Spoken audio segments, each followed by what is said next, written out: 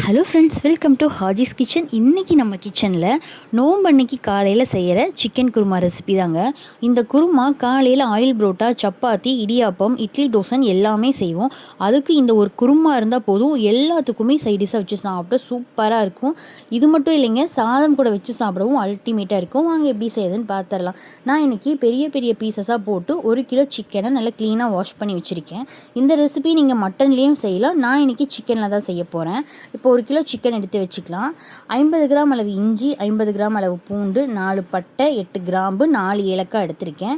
இது எல்லாத்தையும் மிக்ஸி ஜாருக்கு மாற்றி நல்லா ஃபைனாக அரைச்சிக்கலாம். இது கூடவே பார்த்திங்கன்னா ஒரு 1/4 கிலோ அளவு சின்ன வெங்காயம் உரித்து வச்சுருக்கேன். இதை தனித்தனியாகவும் அரைச்சிக்கலாம், ஒட்டுக்காகவும் பேஸ்ட்டாக அரைச்சிக்கலாம். நான் இன்றைக்கி குயிக்காக செய்கிறதுனால ரெண்டையுமே சேர்த்து நல்லா திக்கான பேஸ்ட்டாக இந்த மாதிரி அரைச்சி எடுத்து வச்சுக்கிட்டேன். 3 தக்காளியை இந்த மாதிரி ஃபைன் பேஸ்ட்டாக அரைச்சி எடுத்து வச்சுக்கலாம்.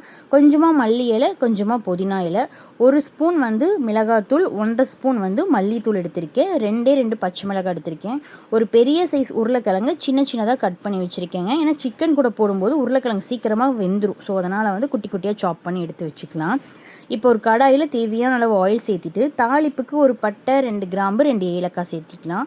இது நல்லா வெடித்து வந்ததுக்கப்புறம் நம்ம ஃபைனாக அரைச்சி வச்சுருக்கோம் இல்லையா, சின்ன வெங்காயம், இஞ்சி பூண்டு பேஸ்ட்டு, அதை ஆட் பண்ணிக்கலாம். இப்போ நம்ம மார்னிங் நோம்பப்பெல்லாம் செய்யும்போது சின்ன வெங்காயம் தனியாக, பட்டை, கிராம்பு, இஞ்சி பூண்டு தனியாக தான் அரைப்போம். நான் இன்றைக்கி குயிக்காக செய்யலாம், ரொம்ப ஈஸியாக இருக்கும். இதே மெத்தடில் செய்யும்போது ரொம்ப ஈஸியாக இருக்கும். டேஸ்ட்டு அதே மாதிரி தான் இருக்கும்.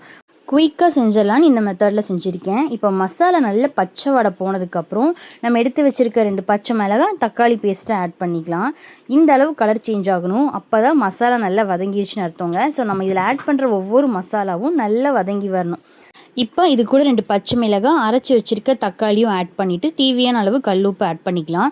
தக்காளி நான் இன்றைக்கி பேஸ்ட்டாக ஆட் பண்ணியிருக்கிறதுனால ராஸ்மெல் போக கொஞ்சம் டைம் எடுக்கும். இந்த மாதிரி லிட் போட்டு மூடி ஒரு 5 நிமிஷம் விட்டிங்கன்னா சூப்பராக வதங்கி வந்துடும். பாருங்கள் எந்த அளவு கலர் சேஞ்ச் ஆகிருக்குன்னு சொல்லிட்டு. இப்போ மல்லி புதினாவையும் சேர்த்து ஒரு தடவை நல்லா கலந்து விட்டுக்கலாம். நான் பச்சை மிளகாய் 2 தாங்க ஆட் பண்ணியிருக்கேன். எங்கள் வீட்டில் கிட்ஸ் இருக்கிறதுனால காரம் அதிகமாக சேர்த்த வேண்டான்ட்டு. ஸோ நீங்கள் நார்மலாக கொஞ்சம் காரம் எக்ஸ்ட்ரா சாப்பிடுவீங்கன்னா ஒரு 5 பச்சை மிளகாய் ஆட் பண்ணிக்கோங்க, சரிங்களா? இப்போ எடுத்து வச்ச மல்லித்தூள், மிளகாய் தூளையும் சேர்த்து நல்லா கலந்து விட்டுட்டு கழுவி வச்சுருக்க சிக்கனையும் ஆட் பண்ணி மசாலா கூட ஒரு நிமிஷம் நல்லா மிக்ஸ் பண்ணி விட்டுக்கோங்க. இப்போ நான் ஒரு பெரிய உருளைக்கிழங்கு கட் பண்ணி வச்சுருந்தேன் இல்லையா, அதையும் சேர்த்திக்கிட்டேன். நம்ம உருளைக்கிழங்கு மட்டும் இல்லைங்க, கத்திரிக்காய், முருங்கைக்காய் கூட ஆட் பண்ணிக்கலாம். ரொம்ப நல்லாயிருக்கும். முக்கியமாக ஆட் பண்ணுறதுன்னு பார்த்தீங்கன்னா சிக்கன் குருமாவில் உருளைக்கிழங்கு ஆட் பண்ணுவோம். சிக்கன் குருமாகட்டும், மட்டன் குருமாவில் கண்டிப்பாக உருளைக்கிழங்கு இருக்கும். அப்போ தான் குருமா டேஸ்ட்டாக இருக்குங்க. ஸோ இந்த மாதிரி மிக்ஸ் பண்ணி விட்டுட்டு லிட் போட்டு ஒரு 10 நிமிஷம் விட்டிங்கன்னா மசாலாவில் நல்லா சிக்கன் வதங்கி இருக்கும். சிக்கன்லேருந்தே கொஞ்சம் தண்ணி விடும் இல்லையா, ஸோ லோ ஃப்ளேமில் ஒரு 10 நிமிஷம் விட்டிங்கன்னா கொஞ்சமாக தண்ணி பிரிஞ்சு வரும். நம்ம இதை தண்ணி ஊற்றி வேக வைக்கக்கூடாது. ஃபைனலாக என்ன பண்ணணும்னு பார்த்தீங்கன்னா தேங்காய் பால் எடுத்து வச்சுருக்கேன். ஒரு கப் நிறைய தேங்காய் பால் அரைச்சி எடுத்து வச்சுருக்கேன். தேங்காய் பாலை சேர்த்து லிட் போட்டு மூடி ஒரு 20 நிமிஷம் விட்டிங்கன்னு வச்சுக்கோங்க. சிக்கன் ஃபுல்லாக பார்த்தீங்கன்னா தேங்காய் பால்லையே வெந்துடும். டேஸ்ட் ரொம்ப டேஸ்ட்டாக இருக்குங்க. நான் நேற்று சப்பாத்திக்கு தான் செஞ்சுருந்தேன். ரொம்ப நல்லா இருந்துச்சு. கண்டிப்பாக ட்ரை பண்ணி பாருங்கள். இப்போ இந்த மாதிரி தேங்காய் பால் ஆட் பண்ணிவிட்டு லிட் போட்டு மூடி ஒரு 15 நிமிஷம் விட்டிங்கன்னா சூப்பர் டேஸ்டியான சிக்கன் குருமா ரெடி ஆயிருங்க. இந்த குருமாவை நம்ம சப்பாத்தி, புரோட்டா, இடியாப்பம், இட்லி, தோசை எல்லாத்துக்கூடயும் வச்சு சர்வ் பண்ணலாம். நான் இன்றைக்கி 1 கிலோவுக்கான அளவு கரெக்டாக சொல்லியிருக்கேன். ஸோ நீங்கள் 1 kg செய்கிற மாதிரி இருந்தால் இதே மெத்தடில் செஞ்சிங்கன்னா பர்ஃபெக்டாக வரும். ரொம்ப சூப்பராக இருக்கும். இது மைல்டான ஃப்ளேவரில் இருக்குங்க. எல்லாருமே விரும்பி சாப்பிடுவாங்க. பெரியவங்கள்லேருந்து குழந்தைங்க வரைக்கும் விரும்பி சாப்பிடுவாங்க. ரொம்ப நல்லா இருக்கும். ஃபைனலாக மல்லி இலையை தூவி கேஸ் ஸ்டவ்வை ஆஃப் பண்ணிடலாம்.